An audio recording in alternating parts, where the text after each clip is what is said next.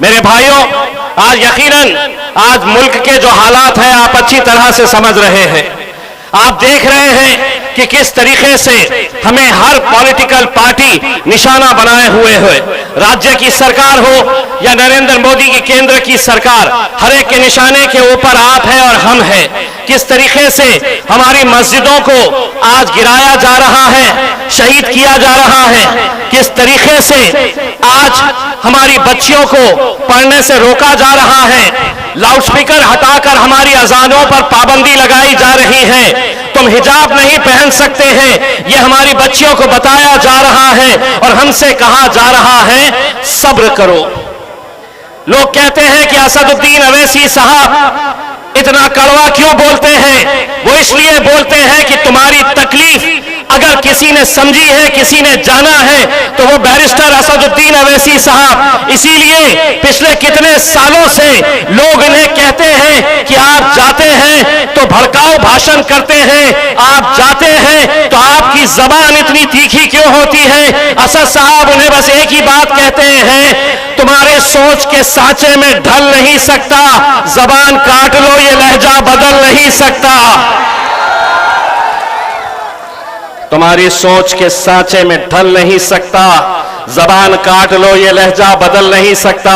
मुझे भी क्या मोम का पुतला समझ रहे हो क्या? तुम्हारी लौ से ये लोहा पिघल नहीं सकता।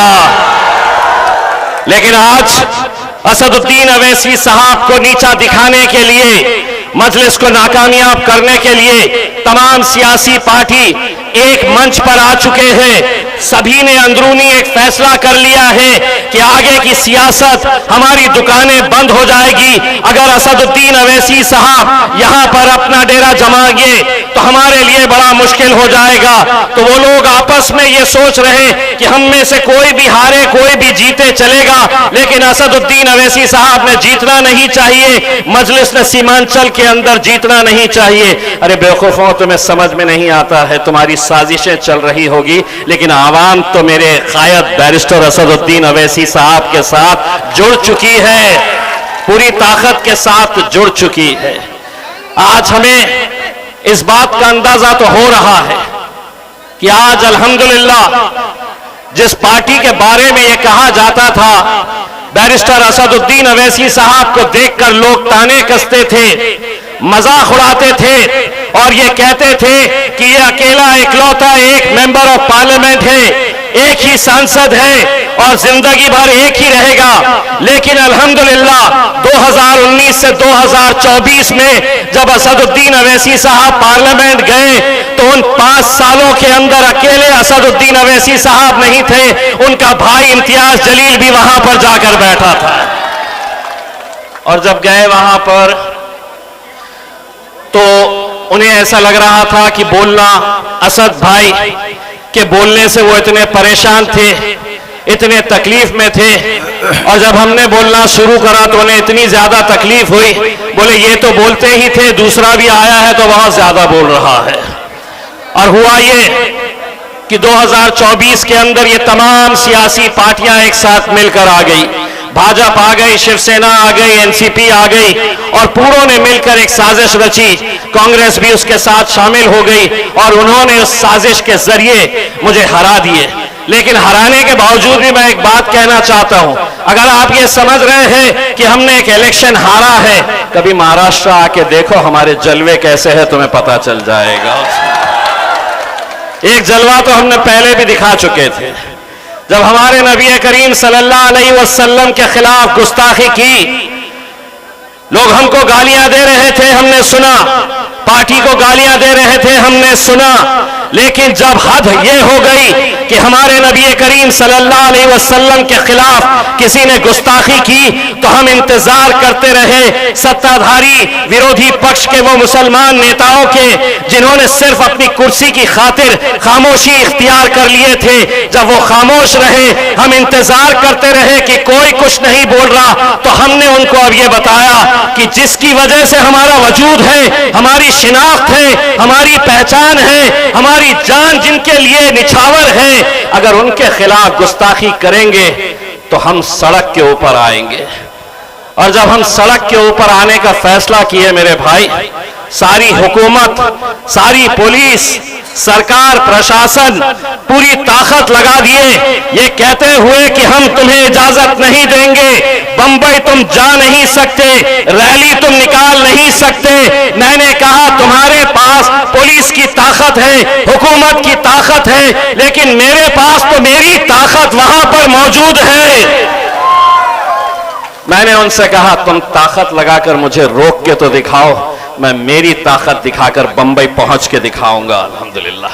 और हम पहुंचे थे मेरे भाई, आप लोग भी उसके गवाह हैं। आप लोग भी आज इस मुल्क के अंदर हर रोज क्या हमारे मजहब के ऊपर हमला नहीं किया जा रहा है? क्या मुसलमान लीडर दूसरे पार्टियों के सिर्फ अपनी कुर्सी बचाने के लिए यूं ही खामोशी इख्तियार करते रहेंगे? वो करते रहेंगे भाई, लेकिन हम खामोश बैठने वाली जमात नहीं है।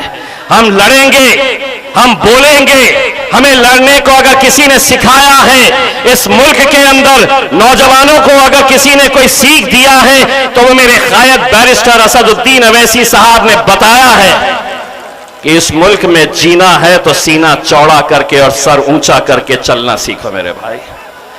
बहुत सारी रुकावटें, बहुत सारी आजमाइशें तुम्हारी होने वाली है आने वाले वक्त के अंदर।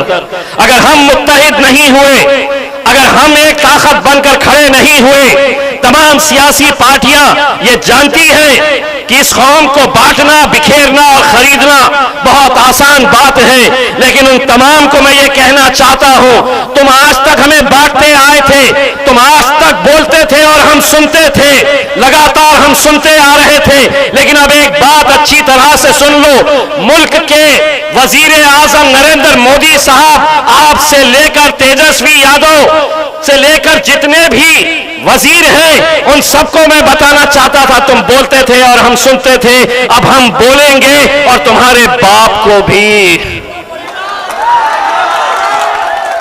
अब हम बोलेंगे और तुम्हारे, बहुत हो गया।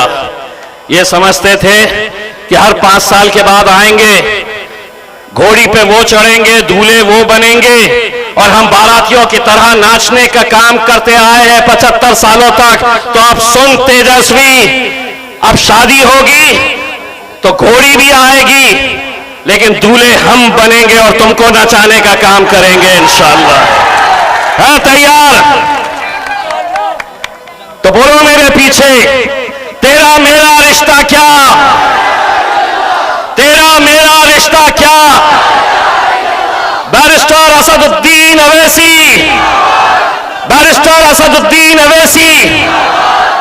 11 तारीख के दिन जाना है, 5 नंबर का बटन है, बटन को देखना और खट खट खट खट खटा खट खटा खट खटा खट, और इंशाअल्लाह अगर तुमने सही तरीके से खटा खट कर दिए तो जो पार्टियां जिनके पीछे हम पड़े थे कि हमें साथ में ले लो, महज 6 सीट हम मांग रहे थे, उन्होंने हमें नकारा है। अगर तुम्हारा खटाखट सही तरीके से पड़ गया तो 14 तारीख के दिन जब नतीजे आएंगे तो असदुद्दीन अवैसी साहब के घर के ऊपर ये पूरे आएंगे, ठक ठक ठक ठक ठक ठक ठक ठक ठक ठक ठक ठक करने के लिए आएंगे और कहेंगे कि अब आप हमें साथ ले लो। इंशाअल्लाह वो दिन आएगा मेरे भाई, बस हिम्मत रखो, हौसला रखो। नारे तकबीर, नारे तकबीर। बहुत बहुत शुक्रिया।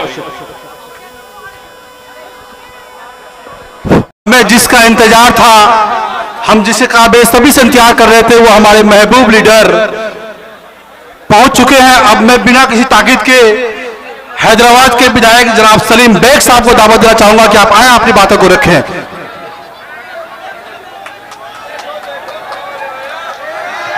सलीम बेग साहब अपना कीमती वक्त, सुनिए सुनिए सुनिए सुनिए सुनिए, सलीम बेग साहब भी जानते हैं कि यहां उन्हें पेश किया जाए जिसका सबसे ज्यादा जरूरत हो। सलीम बेग साहब ने अपना पूरा टाइम जनाब इम्तियाज जलील साहब को दिया है। उनकी दाव हमें हुक्म मिला है कि उन शेर को दावत किया जाए।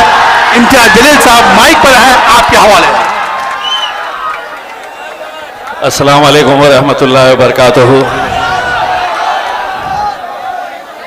तुम अगर साथ देने का वादा करो, मैं यूं ही मस्त नगमे सुनाता रहूं।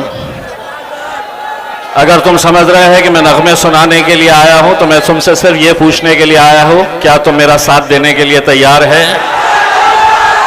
तो फिर सुन लो, तुम अगर साथ देने का वादा करो, अच्छे अच्छे दलालों की वाट लगाने के लिए मैं आया हूं।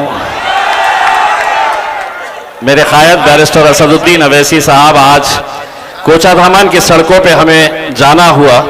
बहुत सारी गलियों में जब हम घूम रहे थे, एक मंजर मैंने देखा, और आज से 10 साल पहले जब हम पहली मर्तबा इस सरजमीन के ऊपर कदम रखे थे, उस वक्त मजलिस का हाथ कोई थामने के लिए तैयार नहीं था। मजलिस के खिलाफ बोलने वालों की तादाद बहुत ज्यादा थी। आज अल्हम्दुलिल्लाह जिस किसी रास्ते से गुजरते हैं, बुजुर्ग लोग खड़े रहकर पतंग छाप और असद साहब के लिए जो दुआएं देते हैं, वो शायद इसलिए मुमकिन हुआ है कि आज पिछले 10 सालों से जो बैरिस्टर असदुद्दीन अवैसी साहब ने सीमांचल के अंदर जो लगातार मेहनत की है, उसी का नतीजा है कि आज हमारी माओं और बहनों को बोलने की जरूरत नहीं पड़ती है। वो खुद हमें देखकर कहती है कि इस बार भी हम पतंग छाप के ऊपर ही मोहर लगाने वाले हैं। इसमें अल्हम्दुलिल्लाह ये इस वजह से मुमकिन हुआ है मेरे भाइयों कि आज जो मुल्क के हालात है उसको आप बखूबी जानते हैं। सीमांचल बिहार का एक हिस्सा है। ये अगर पूरे हिंदुस्तान को अगर किसी ने बताया है और ये बताया है कि सीमांचल के अंदर भी रहने वाले लोग इंसान है, कोई जानवर नहीं रहते हैं वहां पर, क्योंकि आज से 10 साल पहले जब हम यहां पर आए थे तो इस इलाके की हालत क्या थी हम अच्छी तरह से समझ सकते हैं। लेकिन लगातार 10 सालों तक बैरिस्टर असदुद्दीन अवैसी साहब ने हिंदुस्तान के सबसे बड़ी अजीम, सबसे बड़ी टेंपल ऑफ डेमोक्रेसी लोकसभा के अंदर, पार्लियामेंट के अंदर उन्होंने इस इलाके की बदहाली के बार बार जिक्र किया, और मजबूरन हुकूमत चाहे कोई भी हो, हर एक को यह दखल लेना पड़ा कि हाँ, हिंदुस्तान के अंदर एक बिहार नाम का राज्य है और उस राज्य के अंदर सीमांचल एक इलाका है जहां पर कोई तरक्की नहीं थी। लेकिन आज जब हम ये बदलाव देख रहे हैं तो अगर इसका क्रेडिट अगर किसी एक को जाता है तो कोई हुकूमत को नहीं जाता है। अगर सीमांचल के अंदर अगर आप बदलाव देख रहे हैं तो उसका क्रेडिट सिर्फ और सिर्फ मेरे कायद बैरिस्टर असदुद्दीन अवैसी साहब को जाता है।